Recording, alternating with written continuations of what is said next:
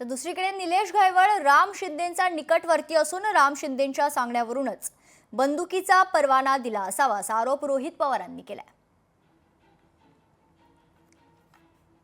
राम शिंदे सरांनी हे योगेश कदम यांना डायरेक्ट तरी फोन केला असावा, चर्चा केली असावी, नाहीतर होम मिनिस्टर कार्यालयामधून एक दबाव हा राज्यमंत्र्यांवर आला असावा आणि त्या अनुषंगाने सचिन गायवाळ जो मोक्यात सुद्धा अडकला होता पूर्वी असं आम्हाला समजतंय, त्याला तिथं बंदुकीचा परवाना दिला गेला।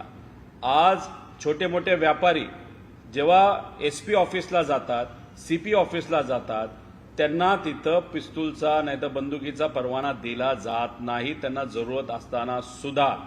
पण मग एका गुंडाच्या भावाला सहजपणे तिथं जर बंदुकीचा परवाना देत असेल तर फार वरिष्ठ लेवलचे लोक ह्याच्यामध्ये इन्व्हॉल्व असतील, ज्याच्यामध्ये होम मिनिस्ट्री सुद्धा आहे आणि होम मिनिस्टर स्वतः असू शकतात आणि सभापती राम शिंदे सर सुद्धा तिथं असू शकतात।